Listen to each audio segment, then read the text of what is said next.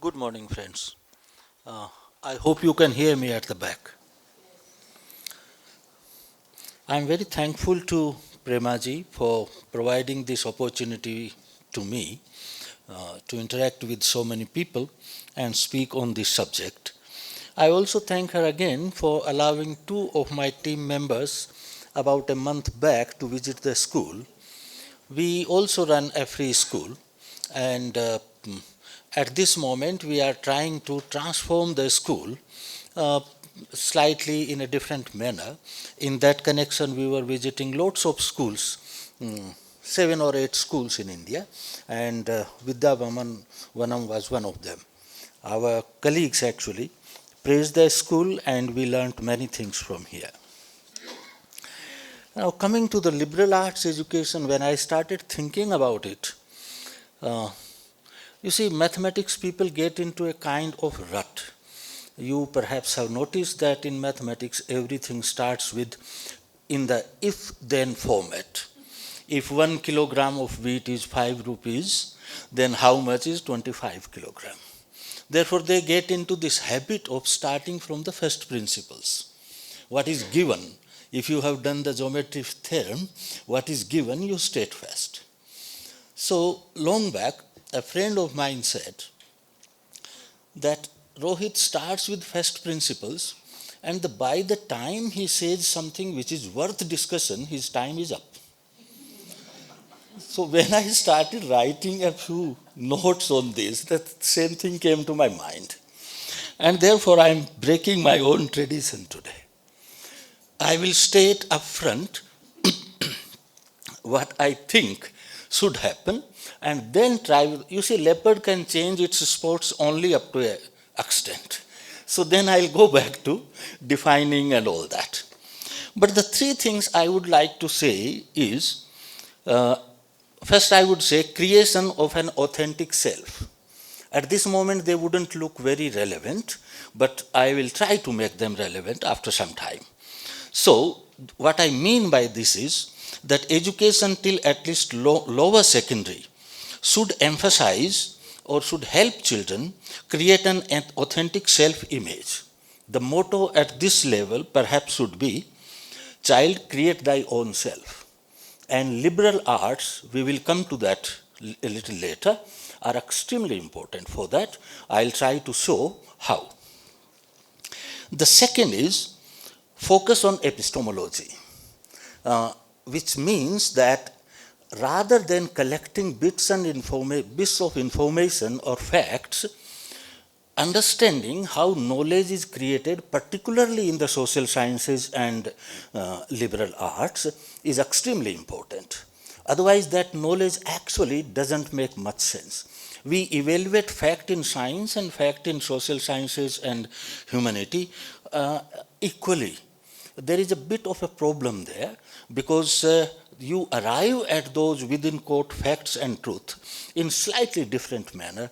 Unless until you understand that, it might be quite difficult to understand it fully. So that's the second thing I would say. The third thing I would say, let's become humans first before we become professionals. And I'll elaborate on these three a little later. As I said, finally, anyway, we have to come back to what is liberal arts then. So, liberal arts and education, one has to look at these two concepts first, and then perhaps we will see the connection why these three kinds of point I'm making are important. If you look at liberal arts discourse at this moment and various kinds of academic papers, and particularly if the university advertisements, then one gets very confused. Liberal arts might be very confined to a few subjects, they might be encompassing everything. If you look at our new education policy, this would say that everything is liberal art, including courses or programs in engineering, in medicine, in law, and everything. So, therefore, one doesn't know why do you need a different word of liberal arts education. You simply say education, that will include everything. So, the policy doesn't make it very clear. It repeats a lot multidisciplinary education, holistic multidisciplinary education. People like me fail to understand when was education monodisciplinary. From the first standard onwards, I don't see any stage where you make it monodisciplinary. You push children into a certain kind of stream too early, maybe. But as far as education is concerned, this was always multidisciplinary. Then, in their quest for rooting everything in Indian culture, they come up with kind of embarrassing examples. For examples, they have come up with Van Bhatta's Kadambari's example where education is described, good education is described as knowledge of 64 kalas or arts. First thing, the kalas and arts, the way we use today in liberal arts, are somewhat different. But the bigger problem is that the Kadambari doesn't even mention 64 kalas. Kadambari, I checked it, Kadambari actually does describe education of a prince and mentions lots of kala in that. Many of them are there, but it doesn't say 64 kala. You see, this 64 kala, I couldn't find reference to it. I found, when I read 3 years back in this thing, I looked at many places. My search is still continuing, therefore what I am saying is not necessarily absolutely true, but the only reference and list I found of 64 kala is in Kama Sutra. And Kama Sutra, please don't take it otherwise, because Kama Sutra is a very serious work and it mentions that these are the kinds of arts in a proper context. However, those arts again cannot lead you to any kind of definition of liberal arts today. They are good, and there is a very rich list of that, which includes science, mathematics, physics, even chemistry, and carpentry, and various kinds of other arts. But that actually doesn't lead you to the notion of liberal arts as it is. The various kinds of courses, etc., they define according to their own. Finally, it seems that I settled on a kind of not very exciting definition of liberal arts, which is something like, in modern colleges and universities, the liberal arts include the study of literature, language, philosophy, history, mathematics, and sciences as the basis of general and liberal education. That, to my mind, the key phrase. General education as against professional and vocational education. General education as against particular job-oriented education. So that seems to be one key idea. Sometimes liberal arts curriculum is described as comprehending study of 3 main branches of knowledge. Let's pay attention to these 3 main branches. Now we are talking of some useful substance. The humanities, which is literature, language, philosophy, fine arts, and history, broadly speaking. The physical and biological sciences, physics, chemistry, etc., and mathematics, and the social sciences, sociology, administration, political science, economics, etc. So, if we look at the 3 main branches, humanities, natural sciences, in which you can say physical and biological sciences, and social sciences, then that makes sense that generally speaking, everything in that is, if it is studied to develop your mind, to develop your intellectual capabilities, then this is liberal art. This is not for any particular job. Not even as liberal a job as teaching, because even then you will start focusing on certain professional capabilities, etc. Now it seems to me that clearly the idea of general education comes very close to the notion of liberal education. Liberal education, people say, I believe that world over, the people who may not have described, they also were into liberal education. If we think about Indian education, this was liberal education in a certain sense. But in philosophy of education, usually people say that it comes from the Greek notion of liberal education. That notion, a philosopher of education, Hurst, describes as the idea of liberal education is development of mind. And development of mind is an essential element in good life. Humans are obviously much more than mind, but their lives are actually better if they are guided by mind. So from that point of view, he is saying that liberal education is actually humans are much more than pure mind, yet mind is its essential distinguishing characteristic. And it is in terms of knowledge that his whole life is directed rightly. Now, that seems to me to be the broad objective of liberal education as well as perhaps education in liberal arts. If one is interested in finding similar ideas in the Indian thought, then I would say there are plenty. I am not a scholar of Indian thought and I do not know Sanskrit, but in my profession, I had to refer to certain things which are connected with either philosophy or education. And I was staggered when I looked at a bhasya of Nyaya Darshan, particularly Vatsyayan Bhasya. He starts that pramanas are extremely important. Why? Because pramanas will give you knowledge of objects. And then only you would know what objects are desirable, worth desiring, and how to achieve those objects. So it seems what he is saying is that unless until you sharpen your mind, you understand how the knowledge is verified or how the knowledge is validated, unless you know that in your life what is desirable and how to achieve what is desirable, you will be lost on both the counts. Therefore, he might be right or wrong, but actually what he is saying is that Nyaya Darshan will help you in doing that.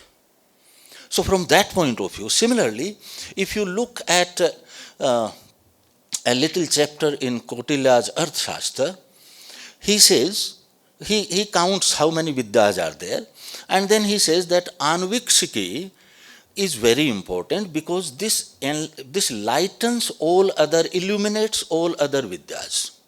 So he says there might be Dandaniti, there might be Adhyatma and several other things. But what is that which helps you understand all these and nuances and concepts in them? That is Anvikshiki. Anvikshiki he takes philosophy and logic. So he says that these are the things which help.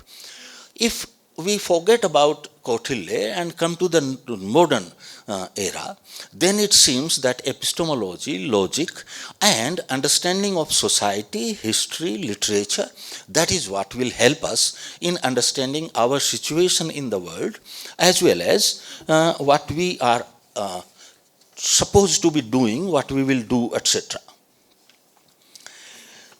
Now,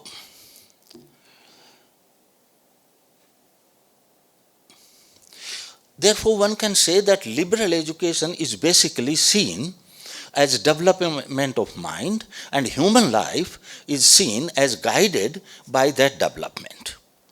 Now, this brings us to the highest pursuit of human mind.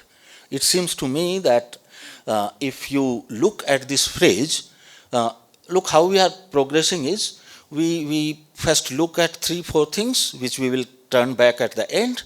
Then we are started looking at liberal arts, and in liberal arts it seems that liberal arts education and liberal education are coming quite close, and that development of mind seems to be at the center. We know a phrase in North India which is often repeated, and I think that expresses 3 main pursuits of human mind: Satyam, Shivam, Sundaram. Now, there are many kinds of interpretations people make of it. I am not making the interpretation which usually people say that Shiva is the only true and beautiful. No.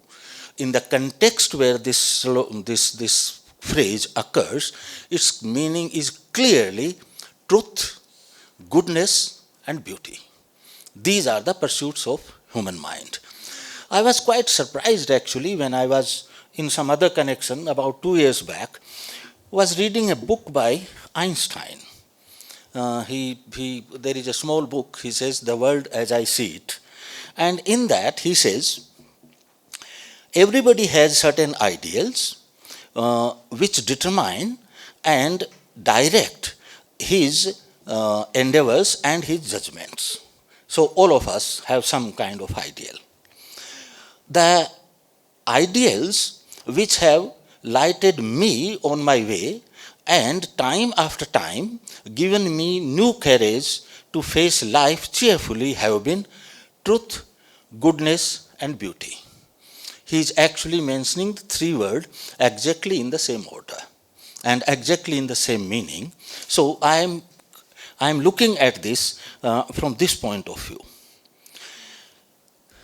Okay, so what does it has to do with our original 3 points and liberal arts?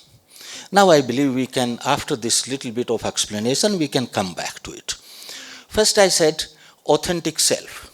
The first 10 years children should be spending on trying to develop authentic self. Now how do we define authentic self? Before getting into its various kinds of components, I would like to quote Tagore and talk a little bit about that. Tagore says, "It is an insult to his humanity if man fails to invoke in his mind a definite image of his own ideal self."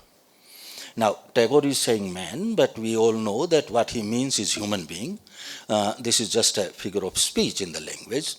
So what he's saying is that this is insult to a person if to a person's humanity if he or she fails to invoke a definite image of his ideal self.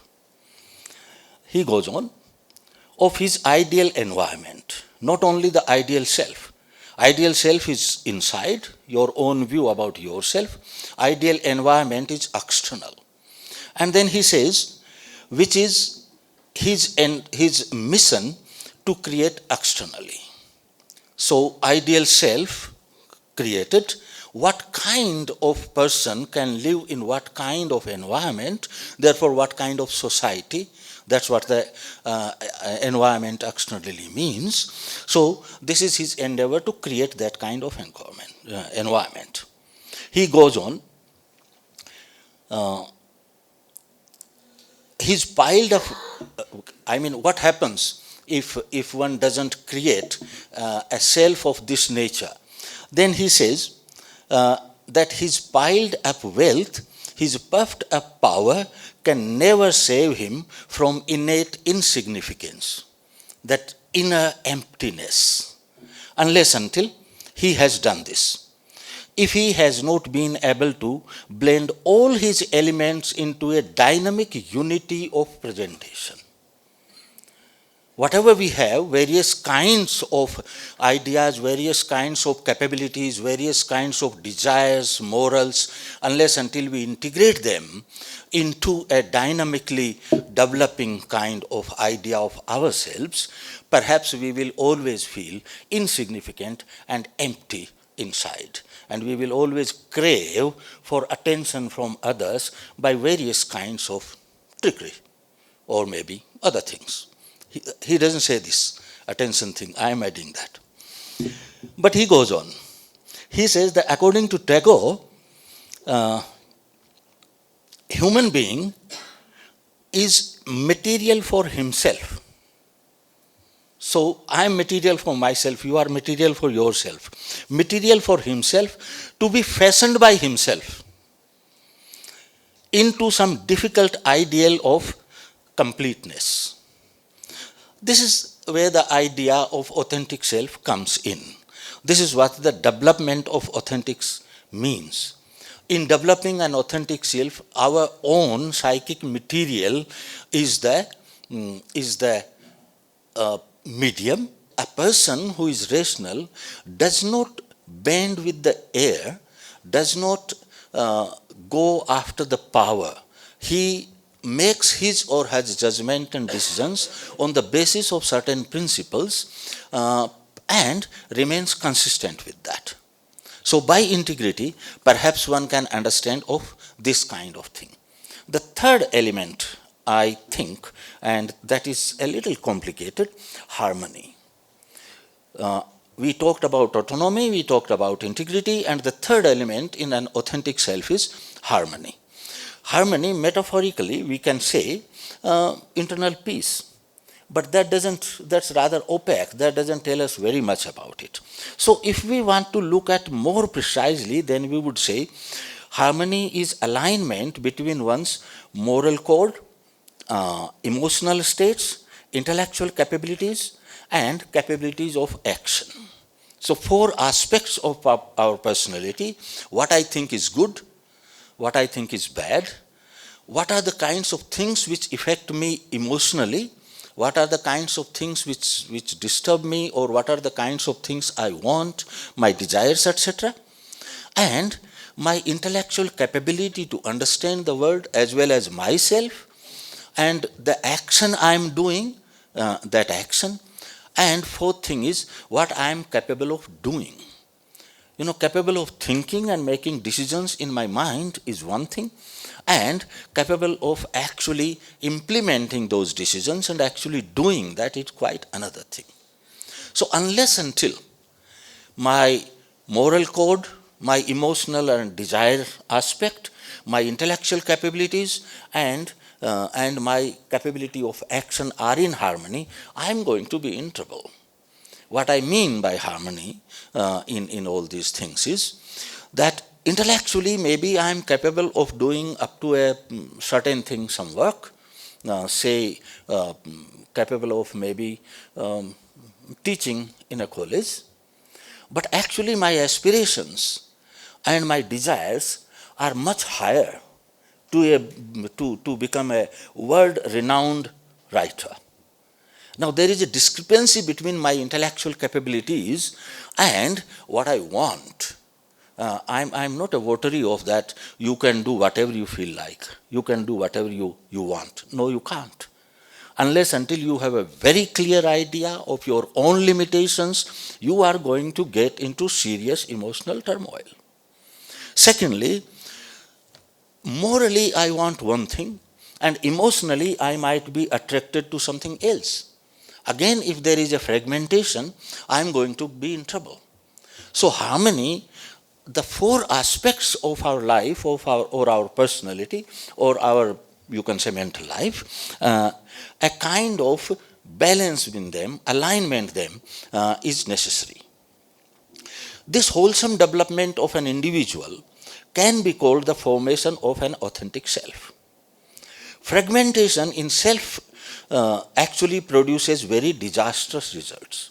You can have lots of examples of this. I will give only two examples. After every exam season, where the results come out, we hear that many children have committed suicide. Why? Their parents actually pushed them into a kind of, their autonomy, of course, was snatched away, and balance between their own and their parents' desires, their intellectual capabilities and what they can do and what they cannot do, and emotional attachment to that ideal. The whole thing actually became so fragmented, and when that blow comes, one is not prepared to take it, one is not prepared to understand it. Therefore, it seems to me that first, what we should do is try to develop a kind of balanced self of this nature. Another example, which many people would say that I am being a kind of old-fashioned giving this example, but still I will. there seems to be a kind of element of mind which is spreading in US and Canada and certain other countries very, very fast.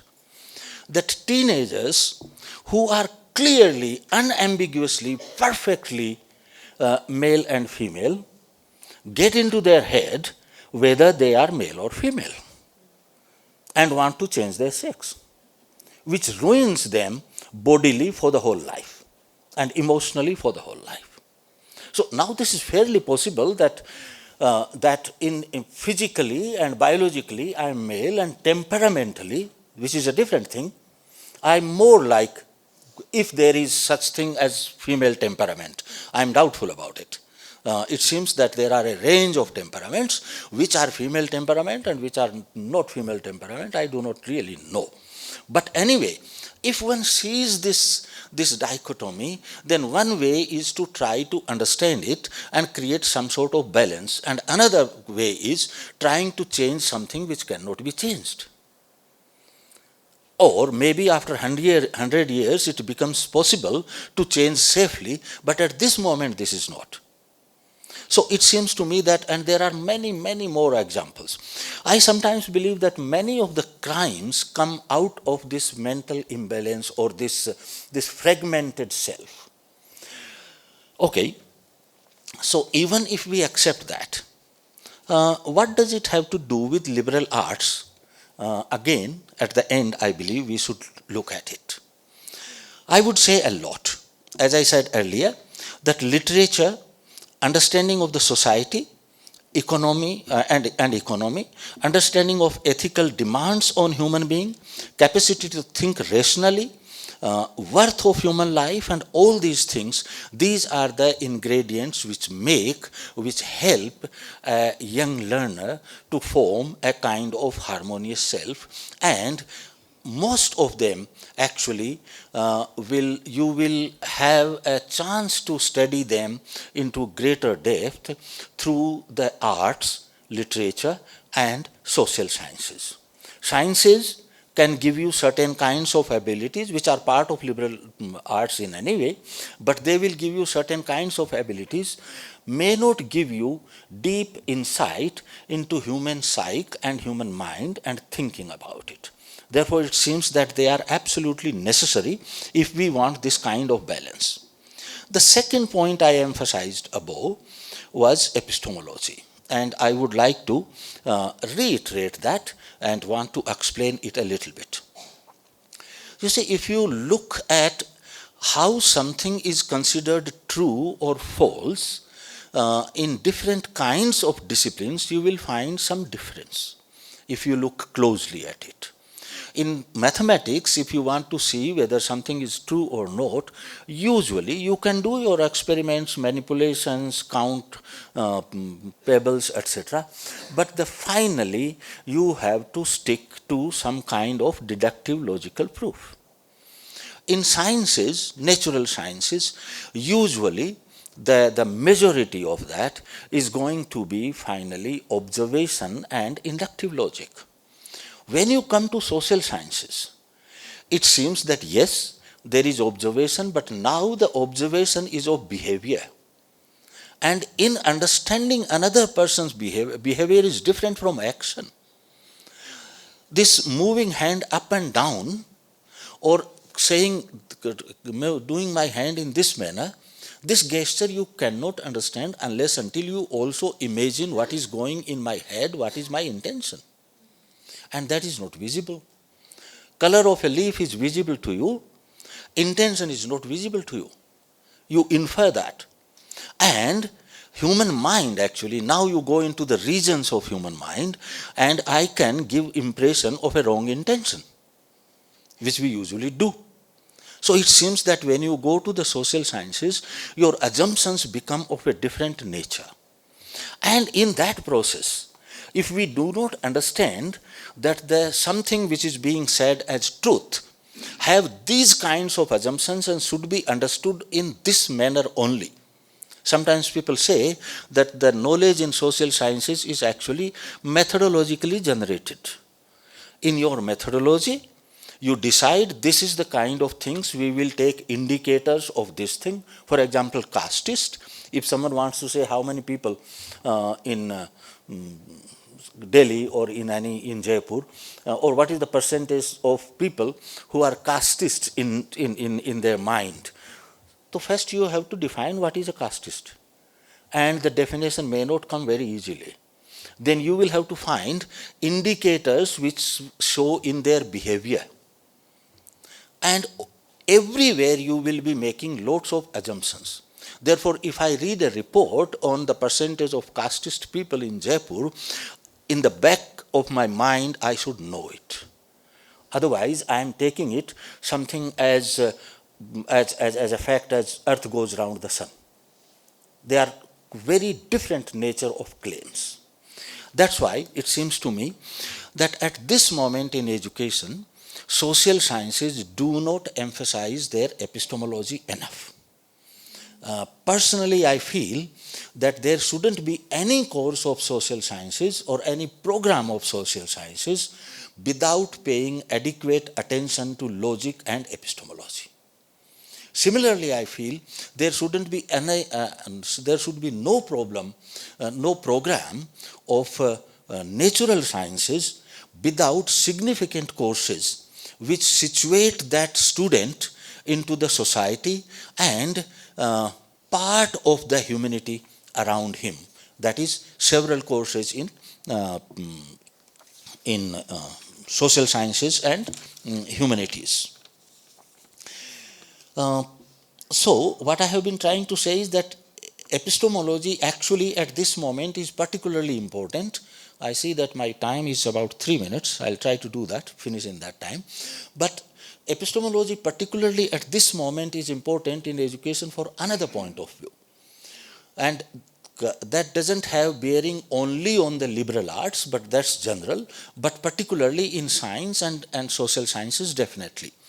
We keep on saying again and again that mostly our education imparts information and does not impart knowledge. But if you start asking people what is the difference between knowledge and information, the only stock example would be that knowledge is a collected, integrated whole. But what integrates knowledge? Integration of what? Integration of information, yes. But how do you integrate information? This kind of understanding actually, this has a very strong bearing on justification. How do you justify something? Earth goes round the sun. How do I justify it? As a fact, I can remember it and that's it. This is over. I have stored it in my mind. Finished. But if I want to justify it, I want to fully understand it, then several other concepts and beliefs will come into picture. Axis of Earth, Earth's rotation, change of seasons, and several other things will come. Observed data at different times and different places, relationship with the sun, and all these things. And then you form a picture that these are the data, they can be explained only through this model, therefore it revolves around the sun. This makes it knowledge. It becomes knowledge because a belief is justified on the basis of other beliefs, hundreds of them. And when you look for justification, then you connect them all together. And then you connect, then you make this model in your mind. So, epistemology is important from this point of view as well. Otherwise, all knowledge will just remain information. Personally, I define information as unjustified belief when it happens to be true. Because there is also something called misinformation when so that is not justified and not even true. But justification is the only thing which can integrate different beliefs into this. Therefore, so what does it say about the whole thing?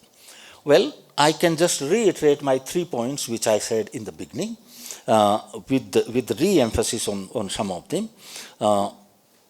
Last one, I do not need to elaborate. Let's be humans before we become professionals. We all know that engineers, lawyers, doctors, teachers, and all kinds of professionals and people who do their various kinds of vocations are needed in any society. They are extremely valuable. But I don't think we can afford to forget that first, this is a human society, and everyone's primary job is becoming human, and then we divide labor and we go into different streams. So that doesn't require a great justification. To reiterate, I would say creating authentic self is absolutely essential, and which is not possible without liberal arts. Second, I would say emphasis on logic and epistemology. This is important for all areas of liberal arts, but particularly important for social sciences and history. And last thing I would say that, which I just now reiterated, that first emphasis we should look at ourselves as a authentic being who knows himself or herself, and in Aurobindo's terms has the right connection with the society in which he or she lives and the right connection with the universal humanity.